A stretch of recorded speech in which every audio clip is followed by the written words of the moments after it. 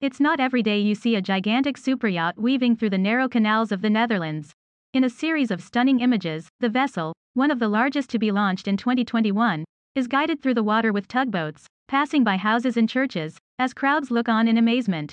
According to Osanen, around 4 to 6 superyachts are transferred along this route each year before going for sea trials, which usually take place in Amsterdam. However, few are as big as Project 817, likely to be known as Viva when it officially launches. It's always quite an operation, Osanen tells CNN Travel. Everyone loves to see it, but these maneuvers lead to serious snarl-ups on land and water. Got a dentist appointment? Then you're not going to make it, says Osanen. Sometimes it takes an hour to go through a bridge, and with the amount of traffic we have in Holland, it soon builds up. Cog Island is one of 2 Fedship shipyards based inland. The other is in Aalsmeer, near Schiphol, which means every yacht delivered from here has to be painstakingly pulled the same way. The 2 shipyards, are actually quite far from the North Sea, so in order to transport the yachts to sea, they need to pass a small canal to Rotterdam, he explains. There's only one way to go. Some parts of the canals along the route are only a few feet wider than Project 817, which spans 44.7 feet from port to starboard, so to say the transfer required great care and attention is something of an understatement. This boat has been fully designed to actually fit the waterway, says Osanen, pointing out that he's only ever seen 4 superyachts of this size taking this same journey, so the designers, probably couldn't add another centimeter to her length or another centimeter to her width. They maximize the design by using the limitations of bridges and waterways, which is quite interesting. Fedship says the duration of a transfer is dependent on several different factors, such as the winds and bridge schedules, and can take between 2 to 4 days. The transportation of Project 817 took around 4 days. During the first stage of the operation, Viva was moved from the Cog Island shipyard to Lake Brassemermeer, where it was fitted with pontoons to raise it up, thus ensuring it wasn't too deep to maneuver through the canals. Tugboats were then attached to the pontoons on either side of the superyacht, which was also wrapped with protective foil, in order to guide the vessel through the water with precision. By this point, it was ready to be pushed and pulled along the canals, making its way across a small bridge in the tiny village of Wouwbrugge, as well as Alphen aan den Rijn, a town in the west of Holland, before reaching the Dutch city Gouda, located south of Amsterdam, a few days later.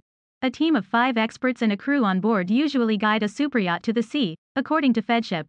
It takes a long time, says Osanen. No one is in any rush, because you don't want to scratch the paint. He explains that Fedship uses the same transport company and tugboat drivers for each delivery in order to ensure a smooth transition. They, the captains, are very experienced in what they're doing, he says. There's obviously a lot of money involved, so you want to do things properly, and if you're going to rush things, things can go wrong. It's perhaps no surprise that the transfer of Project 817 caused quite a stir on the ground, particularly while passing through the smaller villages along the way. Some onlookers were absolutely bewildered by the sight of such a huge yacht in transit on the canal. People were actually asking questions like, why would someone cruise his boat here? Says Osanen, who followed Viva for the first 2 days of the transportation. Obviously it's not cruising. She's going to sea and she will never come back again. While Osanen has photographed many such transfers, he stresses that no shoot is the same, and he's constantly trying to come up with new ways to showcase the vessels. Every boat is different, he says. It's always the same route, but I always try to find different angles. It's a challenge to picture it in a different way.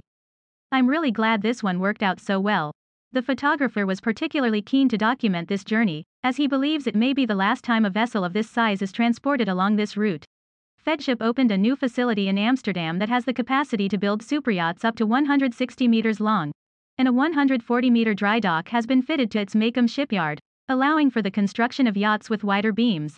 The Dutch government has also confirmed plans to widen the locks at nearby Cornwaldersand, which ultimately means larger vessels will be able to sail directly from Macomb to the North Sea in the future. They can easily build up to 160 meters in a new facility, so why would they still transfer such a big boat through all these canals? And go through all the hassle? Notes Osanen. Knowing the inside information, I think seeing a 94-meter doing this route is either going to take a while, or might not happen, again, at all. By the time she's fully unwrapped, washed and cleaned, you're going to see her in the sun and she's going to twinkle like a star, he adds. Fedship confirmed to CNN Travel that the vessel successfully reached Rotterdam and will soon be ready for sea trials. Project 817 will be closely followed by a number of significant superyachts currently under construction in the Netherlands.